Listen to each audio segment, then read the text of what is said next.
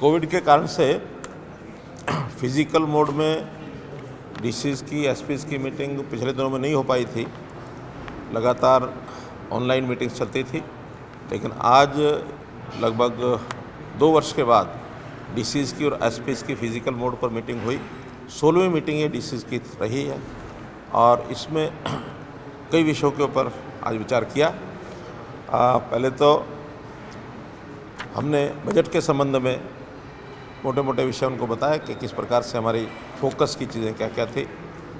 दूसरा विषय भ्रष्टाचार के नाते से इसको रोक लगानी है, कैसे लगाई जाए, क्योंकि कई शिकायतें आप लोगों को मालूम है भ्रष्टाचार की जो मिलती रही हैं, उस पर विशेष तौर पर चर्चा हमने की थी।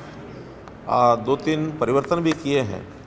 पहला परिवर्तन जो स्टेट विजिलेंस ब्यूरो है, उसके नीचे पहले विजिलेंस ब्यूरो की इकाइयाँ नहीं होती थी, अब डिवीज़न लेवल पर और विजिलेंस ब्यूरो की अलग से स्वतंत्र इकाइयाँ काम करेंगी, जो up to 1 crore group B, C और डी इनके कर्मचारियों के साथ जुड़ा हुआ कोई विषय अगर भ्रष्टाचार का होता है तो डिविजनल विजिलेंस ब्यूरो ही उस पर कार्रवाई करेगा। हाँ, अगर राशि 1 करोड़ से ऊपर है और ग्रुप ए के जितने अधिकारियों के खिलाफ कोई शिकायत आएगी, वो चाहे किसी भी राशि की होगी, वो सब के सब स्टेट विजिलेंस ब्यूरो जैसे पहले से कार्रवाई करते हैं वो करें। दूसरा विषय अंत्योदय को लेकर, जैसा अभी अभियान हमारा चल रहा है परिवार पहचान पत्र का, और अंत्योदय के नाते से मेले लगे हैं, 2 राउंड उसके हो गए हैं। लगभग 1,42,000 लोग उन मेलों में आए हैं। उसमें से जो एप्लीकेशन लोगों ने दी हैं, ऐसे 82,000 परिवारों ने अपनी एप्लीकेशन दी हैं, जिसमें डिपार्टमेंट के हिसाब से पहले उसको वेरीफाई करते हैं, फिर बैंकों में जाती हैं और बैंकों में उसको अल्टीमेटली अप्रूव करके फिर उनको लोन दिए जाते हैं।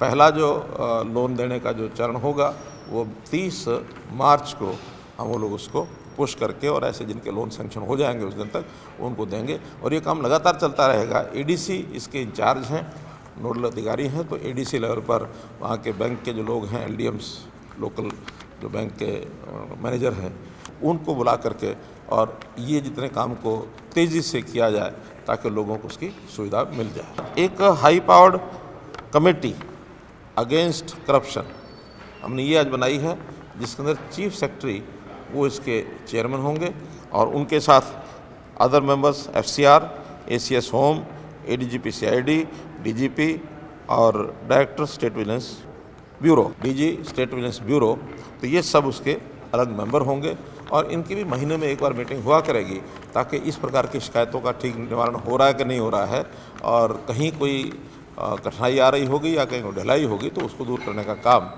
ये जो स्टेट हाई पावर कमेटी होगी अगेंस्ट करप्शन, ये उसकी देखरेख करेगी। भ्रष्टाचार बहुत एक गहरे तक घुसा हुआ है और प्राचीन समय में और इस समय में अंतर इतना ही है कि पहले के लोग इसको उजागर करते नहीं थे। जैसे कहते हैं ना, put the evil in the under the carpet, यानी गंद को और कारपेट के नीचे डाल देना ताकि कोई देख ना सके, ये हमारी पॉलिसी नहीं है।